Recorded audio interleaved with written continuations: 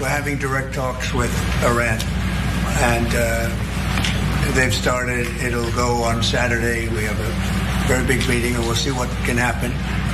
And I think everybody agrees that doing a deal would be preferable to doing the obvious.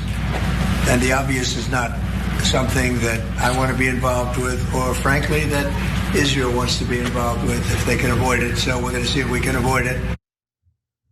Well, look, if a hot war between the United States and Iran is something that President Donald Trump wants to avoid, he's got a funny way of showing it, because the United States has just sent its single largest deployment of stealth bombers in history to essentially threaten Iran with war. Now, here's retired General Blaine Holt with more details on that. A large buildup of US bombers now. Tell us what you think the strategy is. Obviously, the Houthis, Yemen terrorizing, and there's the map that really clearly puts out where it is and the strategic point it sits at. Diego is such a strategic base, and we have moved a third of our strategic bombers from the B-2 side there. We're sending a message. This is a message of deterrence. There's 2 carrier strike groups, but it also gives the president a military option that he can actually use these weapons against Iran if needed. We could go if we have a nuclear weapons program to eliminate, could be done. But what I think lends this self more to a deterrence package is the fact that all the bombers, they're not in hangars. They're underneath satellites where they can be photographed and seen. And the idea is, do you see our sword? Because we could use this sword if we need to. Okay, deterrence from what? From Iran building a nuclear weapon? Because we had a nuclear deal in place that was negotiated under the Obama administration, but Netanyahu didn't like it and wanted Trump to rip it up, and Trump did as he was told, and he ripped it up. So what are we talking about here? We want to talk about deterrence. Let's talk about which country needs to be deterred, okay, from engaging in military action on sovereign soil in sovereign countries like Iran, by the way. Okay, how many times has Israel assassinated people in Iran with, by the way, no consequences from Iran? Yeah, so we're about to tell you that about an important, though unfortunate ally we have in this fight, but we need all the allies we can get to stop this war. So first of all, if Trump does actually attack Iran, it would be the biggest piece of hypocrisy you've ever seen.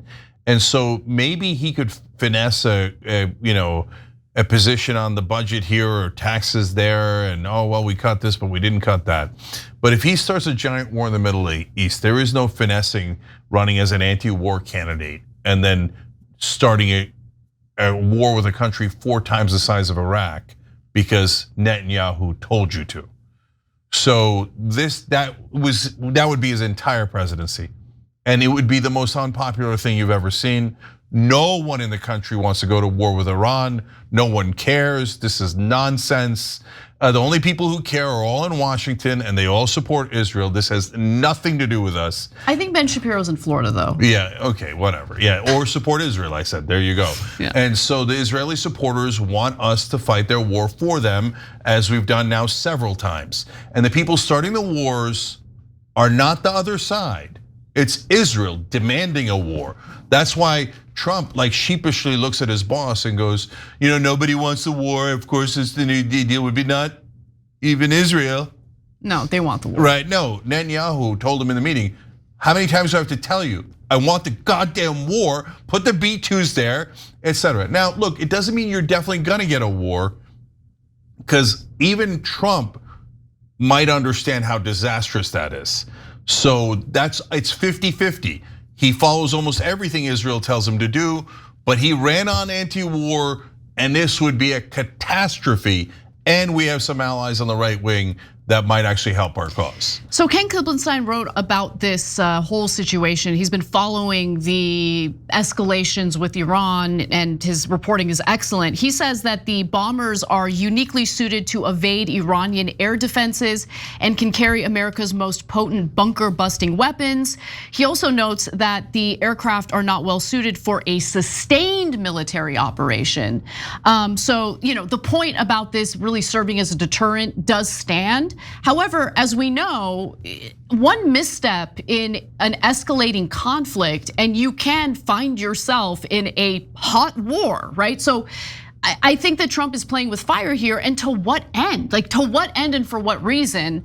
And we're gonna hear from Netanyahu in just a moment, but it's hard to see how that type of physical threat to Iran, it's not hard to see how that kind of physical threat to Iran could cause things to basically get out of control, especially with Bibi Netanyahu in Trump's ear.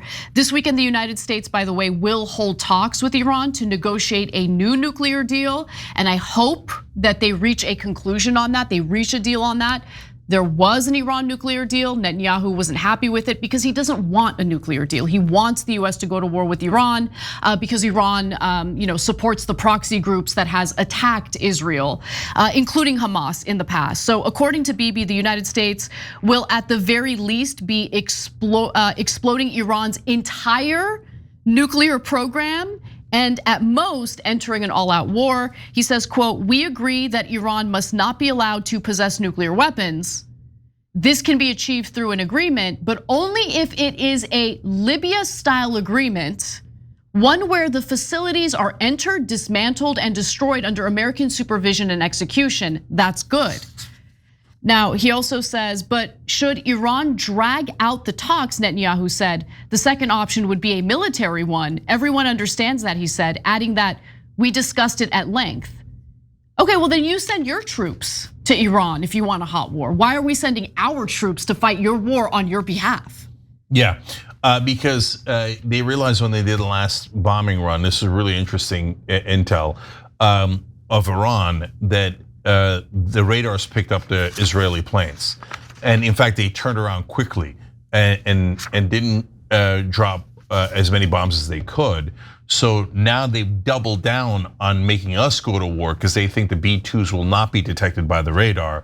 So they basically Israel is saying if we go to war with Iran, it'll be really messy and it'll cost us a lot in terms of planes and people and money.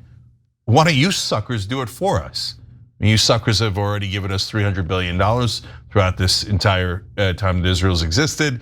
Netanyahu was one of the neocons that pushed us into the Iraq war. Yep. You guys, you suckers already went through a giant disastrous war on my behalf. I think I could push you into any war. I mean, he's right. Yeah. He has succeeded in doing that. And what would it make anyone think that Donald Trump would be any different?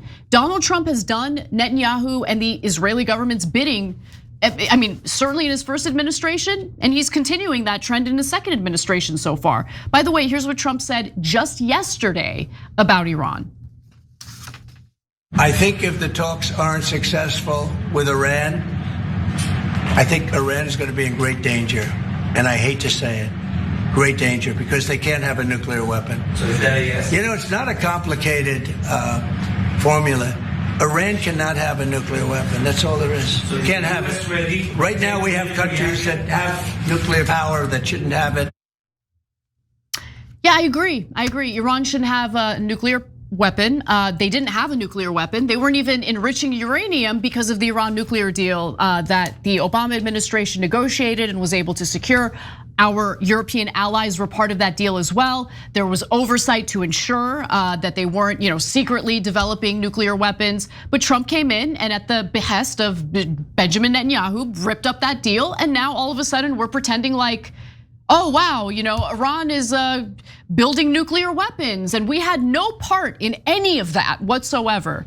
And I've got to say two things here on the hypocrisy here. So first of all, Trump in the beginning of his first term threatened North Korea and said my button's bigger than your button, and then Kim Jong-un did apparently a smart move. He kissed Trump's ass and was like, "Oh, I love you, big guy," and then they wrote love letters back to each other. I'm not exaggerating. That's what Trump called them.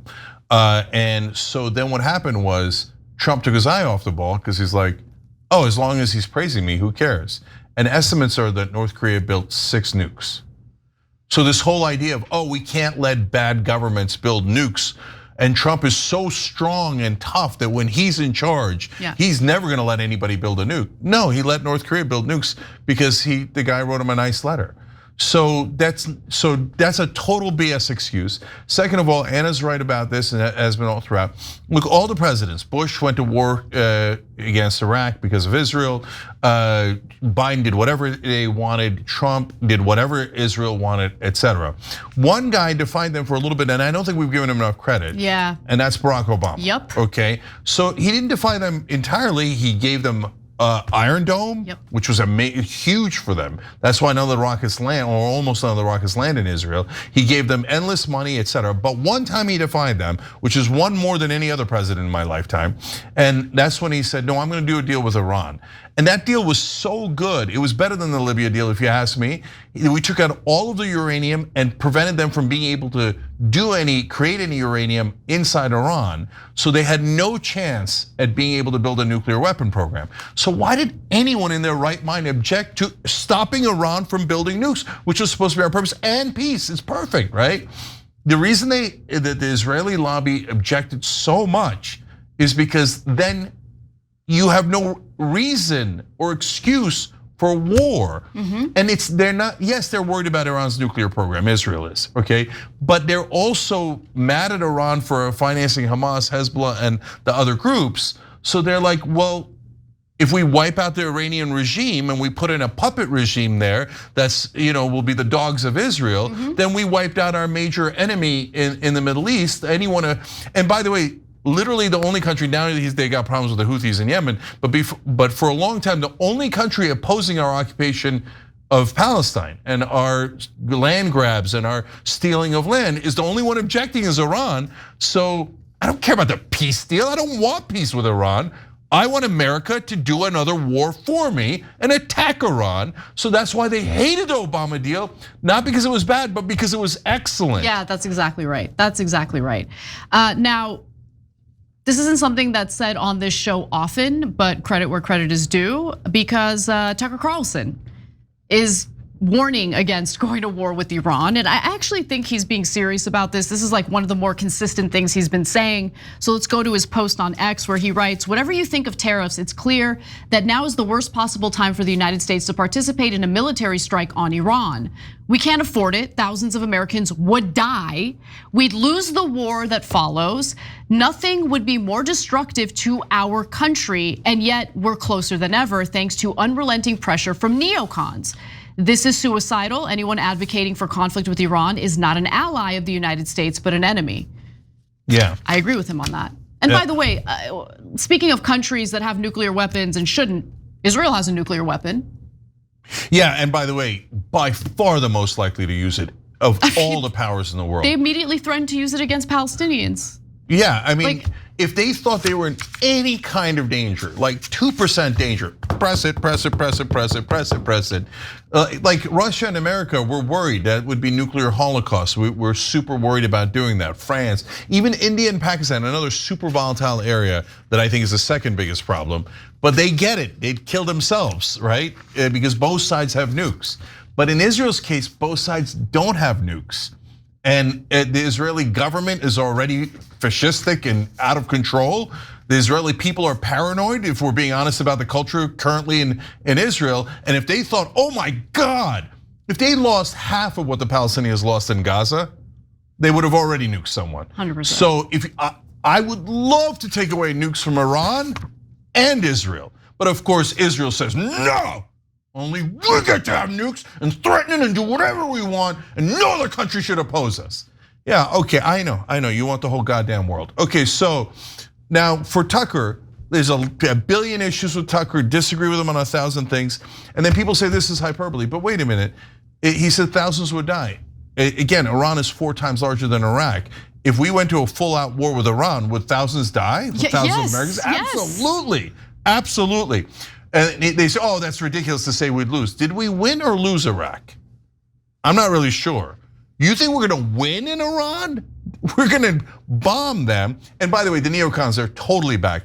They're idiots on mainstream media going around saying, no, we'll be greeted as liberators. No, the Iranian people want us to bomb them because they hate the Iranian regime. And so when we murder their grandmother and their children, they're just gonna love America and Israel, and then they'll just reform everything. Come on, guys. So somebody, and I get asked this question a lot, but also today, one of our members on Twitch, Sepacro 1223 asked, here, I'll just read the first line. TYT keeps bringing up MAGA infighting like it validates their strategy, but how does the infighting help Cenk's strategy? When you have Tucker Carlson and other right-wing hosts going, no, don't attack Iran, don't attack Israel. If you think it doesn't matter at all, you're wrong. Trump watches those guys. Trump cares about that. He's obsessed with media. And if he thinks his media is on his side, he doesn't care about the left at all. Okay, not 1%. But if he thinks he's losing Tucker Carlson and his base. Dave Smith has been speaking out against the possibility of going to war with Iran. And all of Rogan, all those guys, Rogan's a different character. He's not Tucker Carlson. They're different parts of the political spectrum. But all those guys voted for Trump or supported Trump or endorsed Trump. And they're all going, no war, right? Yeah, and it might not work, by the way. It might not work. That's right. Because as you've seen, Trump has gone along with what Netanyahu wants, like perfectly. Like he has ignored the will of his own supporters in his own base to go along with Netanyahu and his agenda. So it might not work at all. But I will say this, I remember the preemptive war in Iraq during the Bush administration. You wanna know how much dissent there was within the Republican Party? Zero. Now we have dissent everywhere. Look, it's a 50-50 proposition. I agree with Anna, he could easily do it too. But remember one thing, so he does a strike against General Qasem Soleimani, mainly again because Israel asked him to. There's some pretext about how we care for some reason. But when they asked Trump to do another bombing of Iran after Iran retaliated lightly, he said no. He said no, that would cause too much conflict and war. And so that was one of the most shocking things I've seen from Trump. Yeah, me too. So since he has that instinct, and if his entire media side, or not even entire, but a big portion of his media in the right wing go, no, don't do it, maybe it tips the scales to 51-49. And if you don't want to try that, I think that's crazy. Just because it offends your feelings to talk to a right winger, you don't want to try to get allies there to stop the most disastrous war in our lifetime? No, I'm going to try as hard as I can to stop that war, and I'll talk to anyone to do it. I think it'd be better suited to just complain about it on Twitter. Or you can go that route, or you could yell at them. I bet they love that. Yeah. By the way, please don't go in there and start yelling at Trump that he's a fascist and the only etc. And you don't attack Iran, you fascist racist. That'll only make it want to do it. Please use your minds, please. I'm asking you to do a tiny amount of strategy. Okay, Tucker Carlson's the worst, don't ever talk to him. I know, but brother, he has the same goal as us in this case. Can we please take yes for an answer and build a coalition to stop a disastrous war? It's like really a low bar. We're asking for the bare minimum here. Every time you ring the bell below, an angel gets his wings. Totally not true, but it does keep you updated on our live shows.